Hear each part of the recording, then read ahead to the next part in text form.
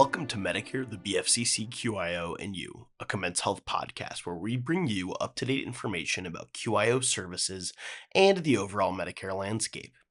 Commence Health holds a contract with the Centers for Medicare and Medicaid Services as a BFCC-QIO, or Beneficiary and Family-Centered Care Quality Improvement Organization.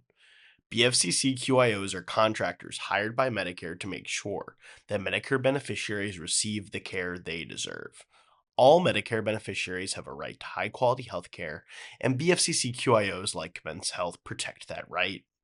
There are three primary services that the QIO provides at no cost to Medicare beneficiaries. Medical record review when a beneficiary wants to appeal their discharge from a hospital or the termination of Medicare-covered services in nursing homes or other settings. Medical record review when a Medicare beneficiary believes they received poor quality or substandard health care, and immediate advocacy, which is a service Commence Health provides to help beneficiaries and their families when they're having problems with their care or Medicare covered services. This month's episode serves as a look into the world of family caregiving, as November has marked Family Caregivers Month. To begin, we're going to share a case study of Commence Health's services in action, and then move into a conversation with Laurel Whitman, who serves on the board of the Well Spouse Association, and end with a conversation with Norelle Wheeler, who serves as a family consultant for the Family Caregivers Alliance. The true-to-life story you're about to hear is based on stories of Medicare patients, families, and caregivers. The services that we provide help to resolve barriers to care, inspiring hope and confidence that those in need can successfully navigate their care. Any resemblance to persons living or deceased is coincidental unless otherwise stated.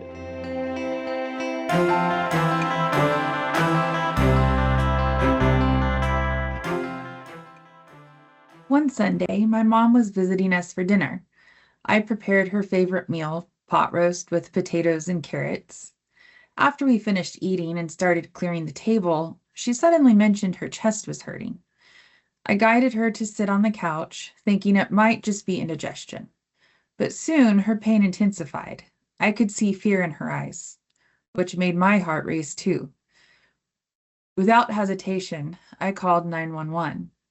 The paramedics arrived quickly and rushed her to the hospital, with my husband and me following in our car.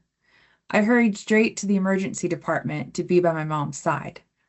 When we stepped into her room in the emergency department, her nurse shared that they were running some tests and suspected she had experienced a heart attack. By that point, Mom's pain had gotten much better, although she still looked really tired. I gently held her hand as she drifted off to sleep, and we patiently waited. Soon, the doctor came in and confirmed it was a heart attack. He decided to admit her for more tests and maybe surgery, giving us some clarity and a plan moving forward. Mom had surgery, and after a few days of recovery in the hospital, a social worker informed us that she would be discharged. I felt a bit worried because I wasn't sure she was ready to go home alone. My husband and I both work full-time, so we couldn't stay with her, and I was concerned she might not be able to care for herself just yet. The social worker handed us some paperwork, and I took a careful look at it. I couldn't shake the feeling that I was missing something, right?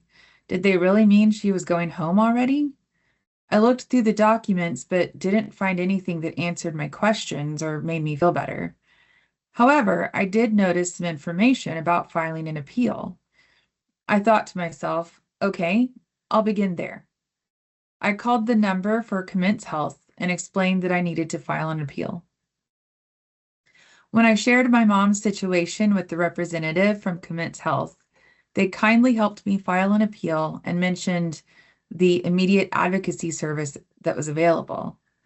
I was grateful for any support I could get, so I happily expressed my interest in learning more. The representative explained that through immediate advocacy, they could reach out to the hospital for me.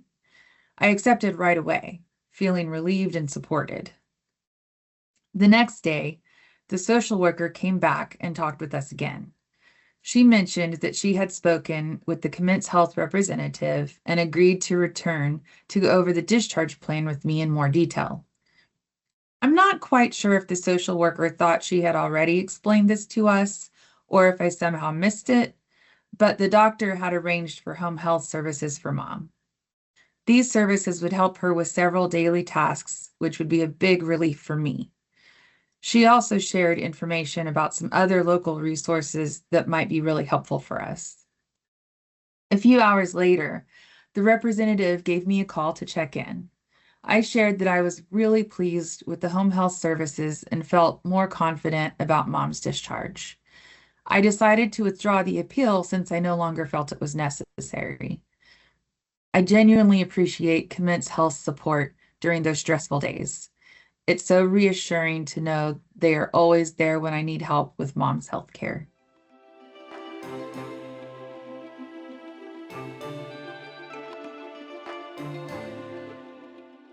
I'd now like to introduce to you Laurel Whitman. She joined the Well Spouse Association as a member in 2014 and joined its board in 2020 with an interest in reaching younger well spouses like herself. She served as WSA's president or co-president from 2021 to September 2025. She also co-facilitates its popular and growing younger well spouse support group. Laurel and her husband Eduardo have been married for more than 20 years. Eddie was diagnosed with multiple sclerosis in 1998 when he was in his early 20s, and the course of his disease has been aggressive. He has needed 24-hour care for almost 15 years. He currently is cared for at home with Laurel, but he also spent 2 years in an assisted living facility, so Laurel has experience with a range of caregiving situations. Her expertise and personal experience led us into an insightful conversation about spousal caregiving.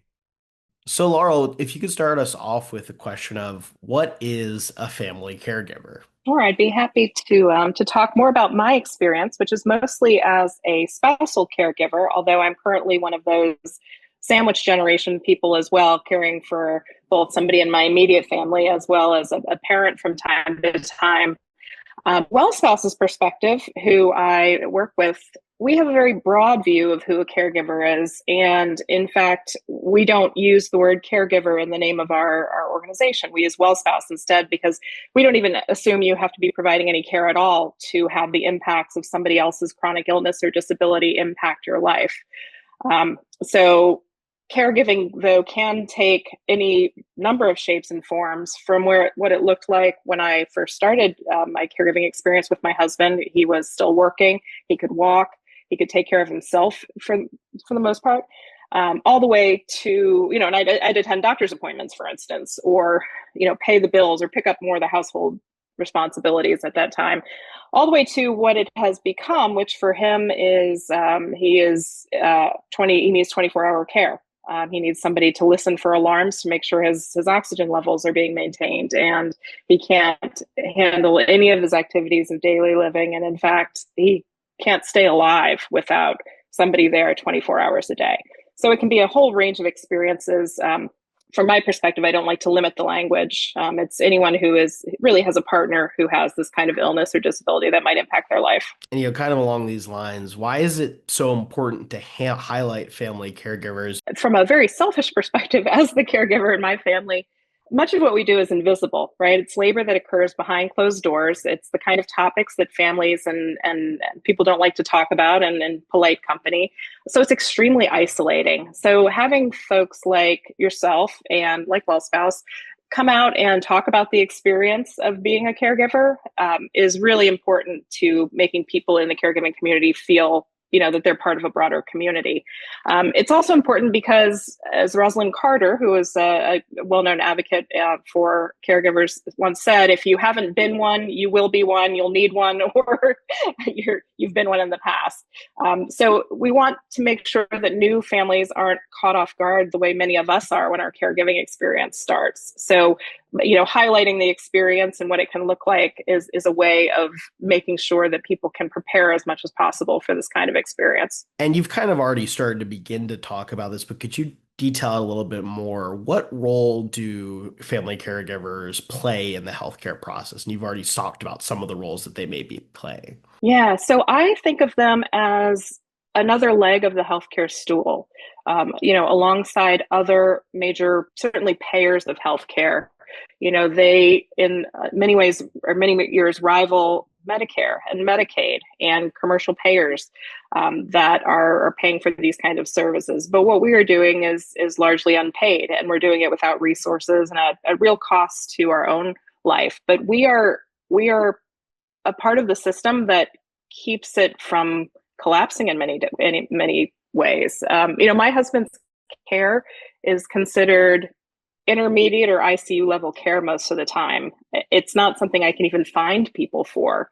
And if I could, it would be totally cost prohibitive to have that kind of person come into my house. So we really are no different than other healthcare providers in a lot of ways, except that we're doing it usually without training and often without pay. So you're representing an organization, WellSpouse. Can you tell us a little bit about what WellSpouse is, what resources y'all provide for caregivers? So I am the most recent past president of WellSpouse, and I'm on its board now.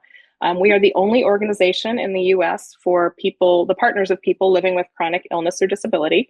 The organization itself is about 35 years old. We were founded by a woman whose experience looked a lot like mine. Her husband also had MS. She felt very isolated, and she was looking for community. She happened to be an author. She wrote a book called Mainstay, which we take our newsletters name from. And on the very last page of the book, this is very old school, she wrote, "If you are in a similar situation and if this resonated with you, please send me a postcard." And people did. And from that, WellSpouse Association, what it's become now, was born. So the resources that we provide are generally in the peer support area. So the people in our community are also either current or former caregivers to their spouses.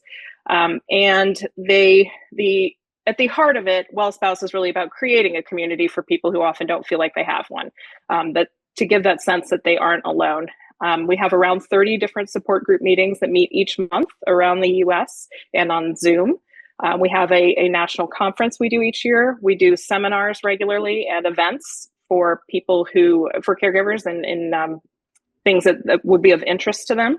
And we have online resources as well, so that there's somebody within reach 24 hours a day if you need it, because a lot of caregiving seems to happen in the middle of the night. So to get a little bit deeper into what this process can look like, could you tell us like what are some of the unique challenges that specifically spousal caregivers can face? Yeah, I'd love to.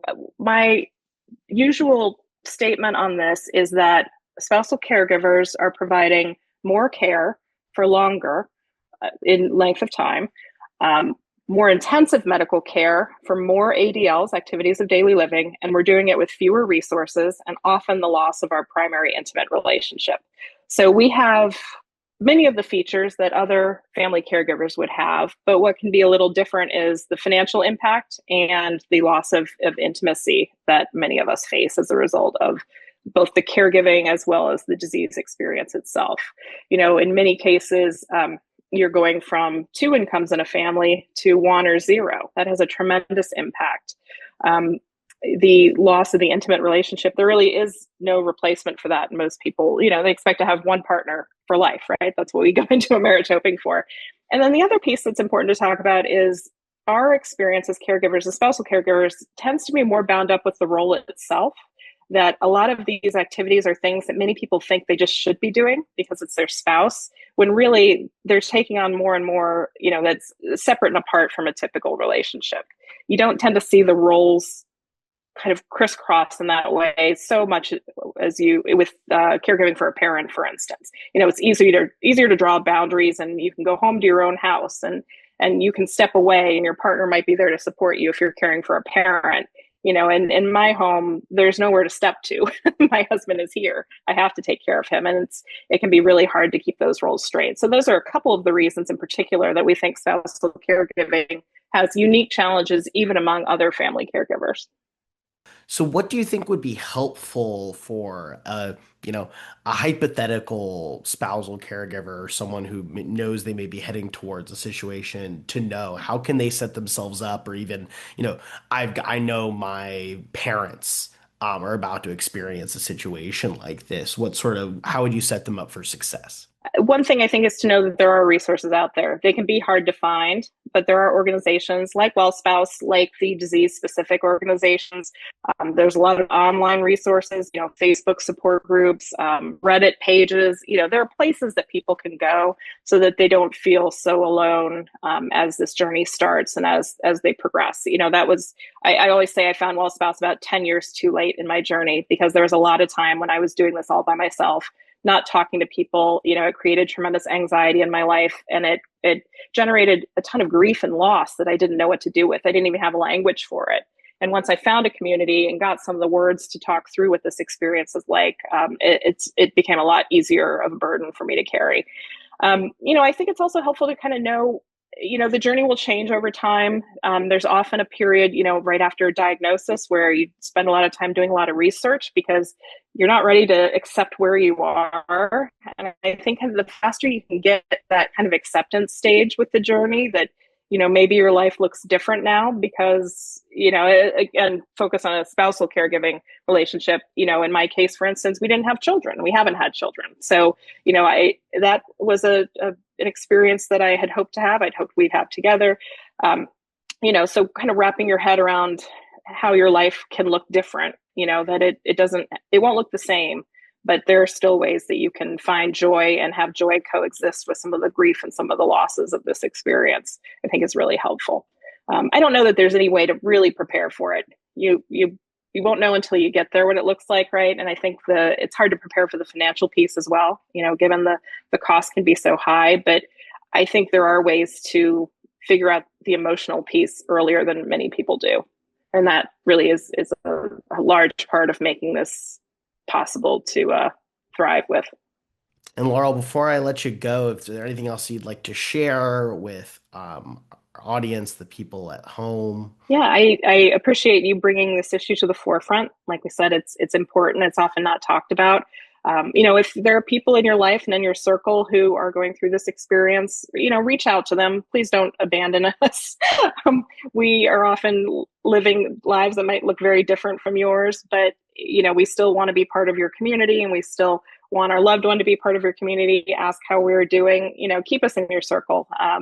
There are too many of us out there, and having the community feeling like the community is supporting us is really important.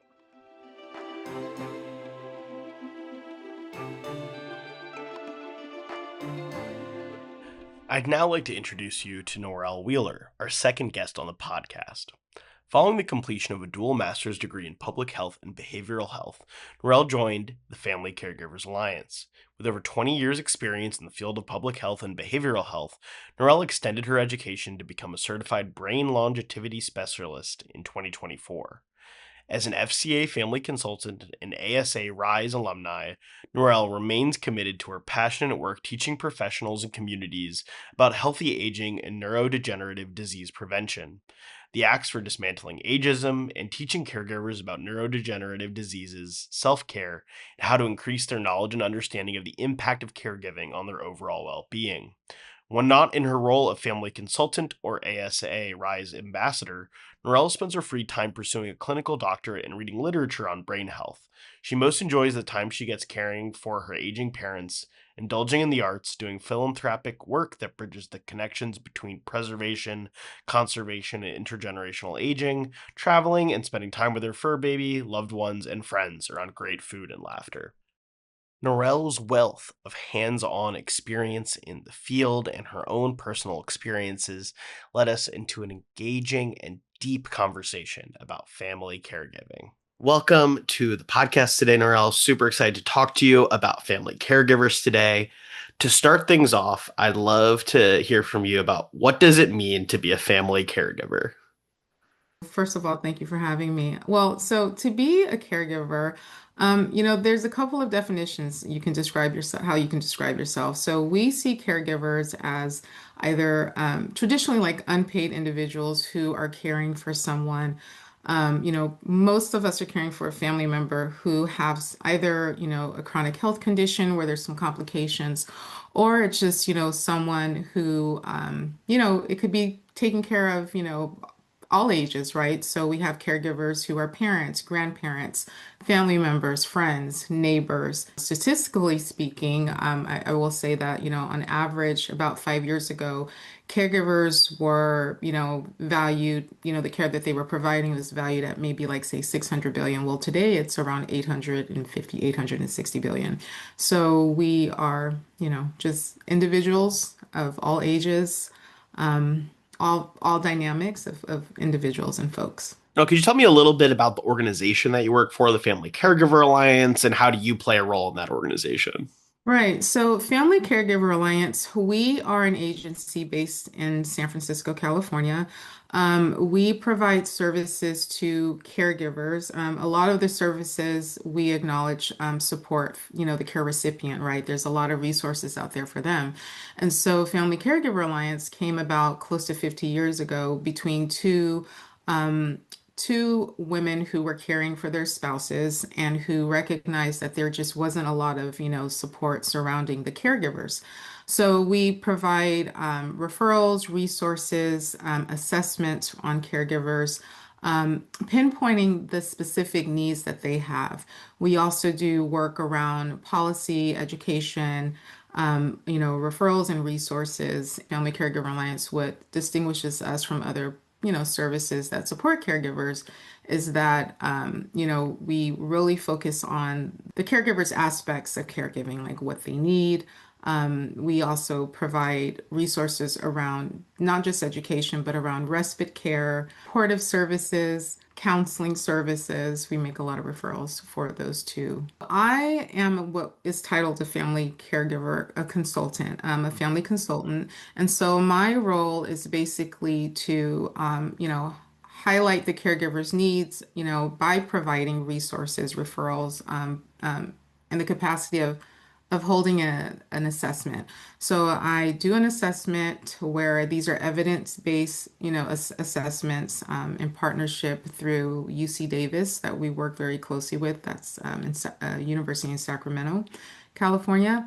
And out of the assessment, myself and the caregiver, we identify what their strong needs are. So these can be needs around traditionally, for example, it could be around wanting information on the various types of, out-of-home placement, facilities. So, wanting resources and wanting to understand what is or where are memory care facilities or skilled nursing facilities.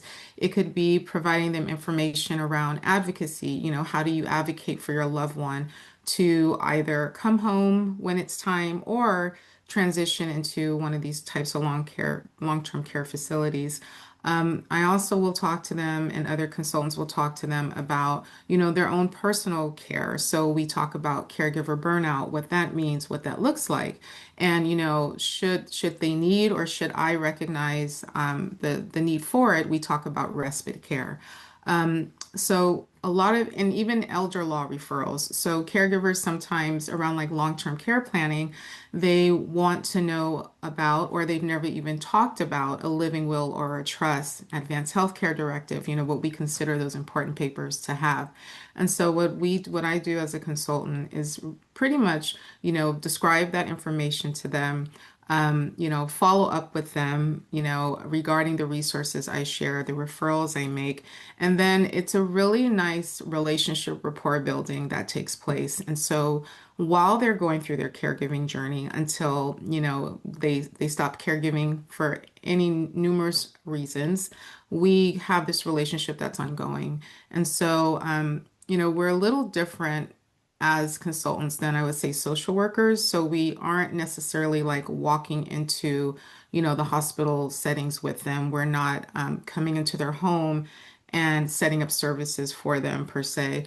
But we do have like this very unique relationship with our caregivers as a consultant. Norel, earlier you were beginning to discuss sort of the different types of people that could be caregivers. I think that's something that we and you as well really want to emphasize is that the person who is a caregiver, they may not identify with that word. They may not even realize that they're a caregiver. So if you could maybe describe some stories or, to tell us what some different types of people that could be caregivers.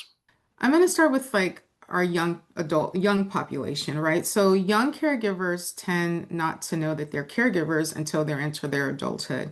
And so traditionally what you find is that those of us who are caregivers, we aren't asked, right? So it's kind of like this cultural perspective of you just segue into it. And so you're not termed or identified as a caregiver until maybe you are at a doctor's appointment and the healthcare professional identifies you as a caregiver and recognizes maybe that you have burnout for the first time, right? Or it could be a neighbor or a friend. And same kind of concept where it's not until they have this interaction with a healthcare professional that the term or the word phrase caregiver comes up.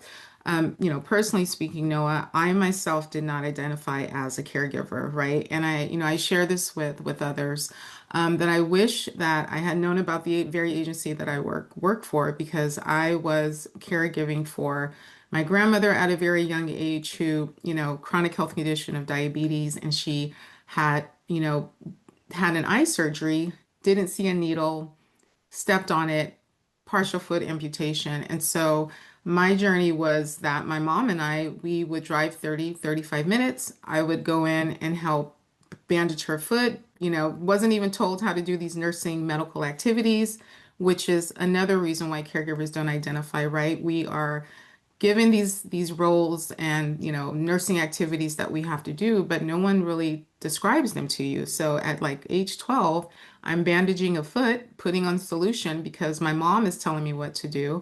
And that's the beginning of my caregiving journey. Sometimes I've heard too people say like, well, I'm not a caregiver. I'm just a person who's caring for a family member. Some people don't want to identify as caregivers because it's a very meaningful experience. And that is something I guess, I should highlight too, is that some caregivers, once they are in the role of caregiving, we always talk about and highlight the stressful aspects of caregiving, like the burnout, the stress, but also being a caregiver is meaningful, right? So even if you don't identify as a caregiver, there are caregivers who will say, it's helped me bond with my loved one.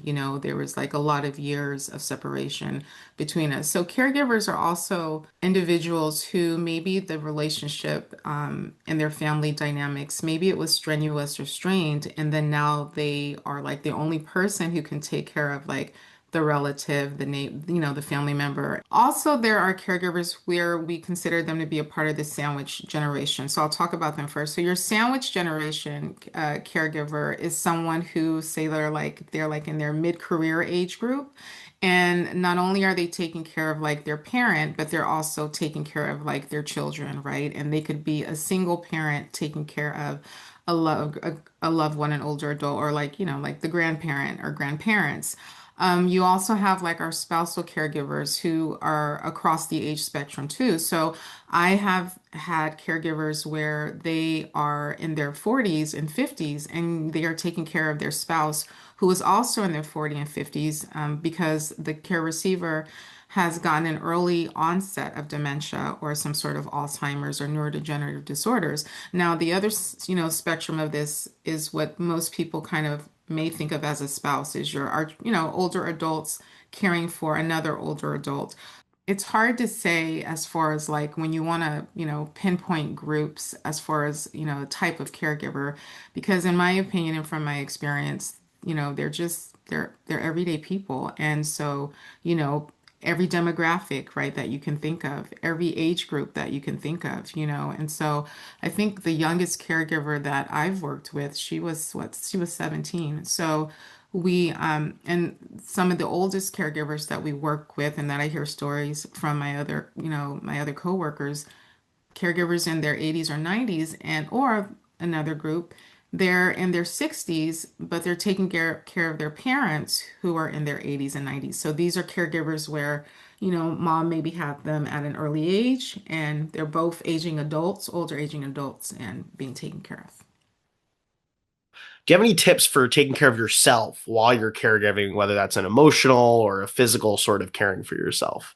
Being a caregiver, there's a lot of things that you have to take care of, and one is self-care, but the other component of it is the care functioning, the care needs of the other person. We talk to our caregivers about like important papers to have. So, advanced healthcare directive is a term that is often, most older adults know, but if you don't, those are those forms where it's about end of life care planning. And so talk to a healthcare professional.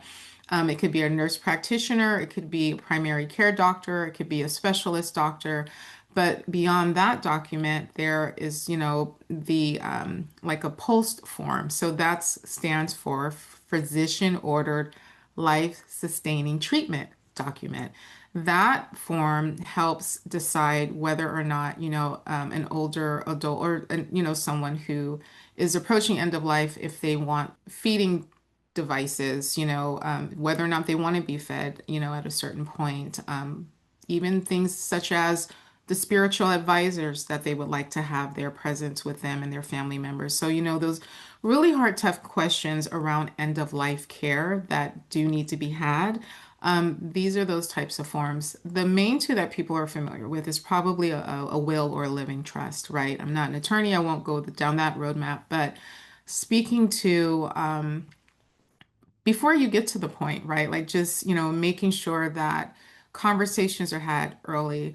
One thing that, I've spoken to like young healthcare professionals, right? Doctors, and I even tell them, I'm like, I know you're in your 20s and your 30s, and traditionally, like talking about a living will or a trust is, probably something even in your 20s and 30s, there's nothing wrong with planning your future, your life. You can always change a living will or a trust. So I tell people, having the important documents, living will, a trust, advanced healthcare directive, the post form. There's also what's called a DNR, or do not resuscitate. Now, this is the form that others may be more so familiar with, because this is the form they tell you to have like in your kitchen, on your refrigerator door, so that if the emergency teams, ambulance come to your home, should you not be responsive, they know whether or not to make life-saving attempts. So preparation is one of the main things that I like to stress to caregivers, being prepared.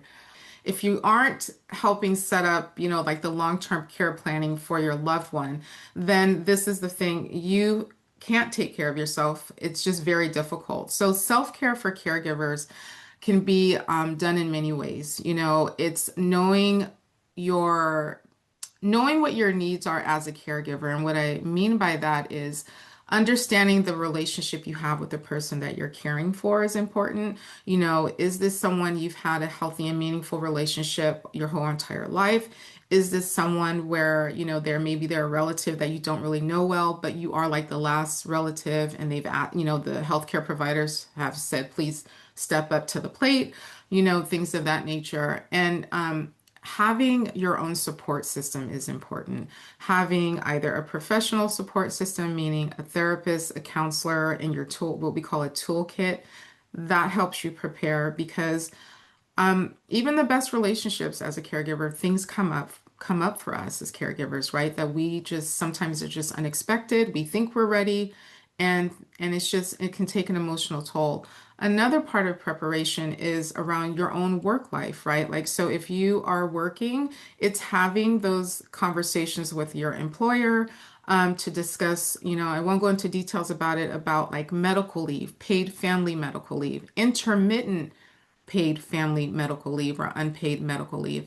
Knowing what these are, asking your employer to provide you with information so that you understand like how you can get breaks from work, and thus breaks for yourself.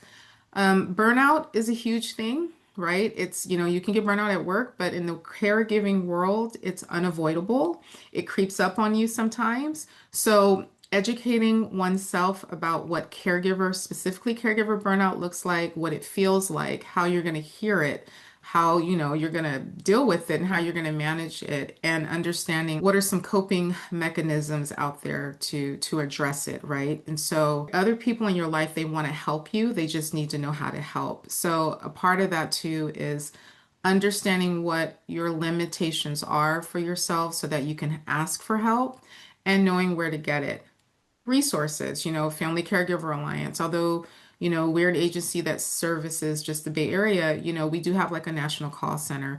So it's also understanding like what is community wise, what's in your community, what those resources are. It's understanding what are some of our major national resources are, and just having like a list. Personally speaking, as a caregiver for my father, what I did was I called, like, it's called the Area Agency on Aging. I called them, even though I'm a consultant, I took off my, consultant hat and put on my daughter hat. And I called and found out, like, what were those local resources available to my father in his county. And always have a notepad. Self-care is about writing notes. Just, you're going to forget stuff, right? Another thing for setting yourself up for self-care success is finding a modality of self-care that you can implement either daily or weekly. Take 10 minutes for yourself of self-care. So, some caregivers have found that getting respite care through an agency or asking family members and friends to come into the home and watch their loved ones so that they can just get a couple of hours per week of time away is helpful and beneficial. There are agencies out there that, can offer, respite in the form of like a financial benefit or support, locating those agencies, and having those available to you.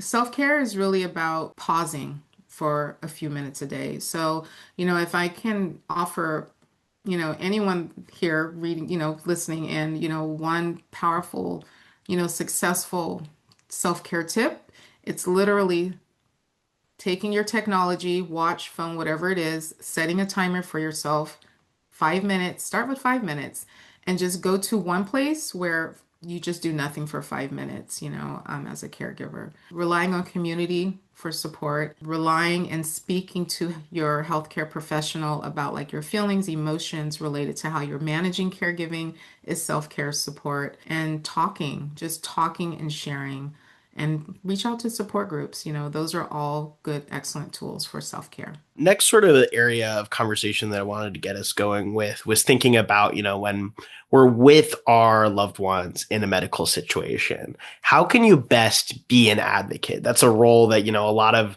we're talking about like sort of different hats that we wear. Our family caregivers are often also sometimes our loved ones medical advocates, being the ones that are speaking for them, understanding, different courses of treatment or different levels of treatment. So you could speak a little bit about how to best be an advocate for your loved one.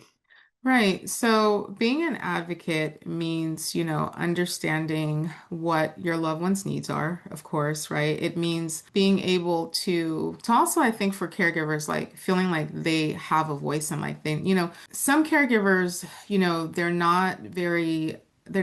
not very well at self-advocacy or advocating for others. And so for some caregivers, it's being taught how to advocate. If you're not yourself strong at advocating, like I have a family member, they're really shy. So advocacy for, my grandmother is not going to be their strong suit. One thing I would say is, again, knowing who your advocate folks are in your community. So we have everyone in their city or county or has what's called an ombudsman organization. These are the folks who will speak on your behalf and help regulate things as they come up. Another tool for advocacy, find out like a hospital setting, who's the social worker or the case manager. They can be your liaisons as far as advocating for you too. My experiences, as far as like what caregivers have expressed to me, is they're well informed about their care receiver's diagnosis. They're very well informed about what has been working, what hasn't been working in the healthcare environment. And it's usually around like discharge planning, if that makes sense, right? Advocacy. So, what we recommend for caregivers around discharge planning is knowing what the care receiver's needs are, knowing what your intentions are. So, do you have, certain like medical insurance that, you have in place for the care receiver, and knowing and understanding, what their needs are. To leave us off, and you've already given our listeners a lot of helpful tips, both for themselves and for their loved ones. Is there anything else that you think would be helpful for a caregiver to know? How else can you set yourself up and your loved ones for success through their medical journeys? Well, and thank you for this bringing this up. I think that what caregivers have to understand is that it is a journey. I think caregivers have to understand that it's about being patient with yourself. It's really about, understanding what fits for one is not going to fit for all, and that every single caregiver has their challenges, right? And so, I share with caregivers, one thing we didn't really talk about it is like the financial component of caregiving. And I always share with individuals, like, it doesn't matter how much or how little money you have, it's expensive either way, right? And so for caregivers to have the most positive caregiving experience that they can have with a loved one, it requires a lot of different things. It really requires, again, knowing yourself first, like knowing what your limitations are, what your expectations are. It's understanding how caregiver guilt falls into the scope and the role of caregiving. Like, what is that one thing you can gravitate to that's going to be positive, that's going to help you get through? It could be your faith. It could be, a holistic modality. It could be maybe you're social and you just, you want to talk to someone. Another thing too is like removing the isolation in caregiving. Caregiving can be very isolative, especially for, I would say, like our younger caregivers. We tend to see that because social wise, younger folks, and I'm talking about our age group of like 30 and under, they're at a different pace in life, right? They just are. And so understanding like what you can do to remove or eliminate the isolation. For some, it's support groups. For others, it's not. Again, finding like those modalities or those offerings in life that are just really going to keep you grounded. And also talking to the doctors. So, if you are a caregiver struggling with yourself, share that with the healthcare provider. If no one remembers anything from this conversation, I think what the world needs to realize, Noah, is that when you're a caregiver caring for a care recipient, it's a family experience. I understand that the care receiver is the one who needs the care. They're the one with the illness, right? And the challenges. It's not just a care recipient who has a caregiver who's helping take care of like the feeding, the transportation, managing the finances, but it's a unity experience. It's not one or the other.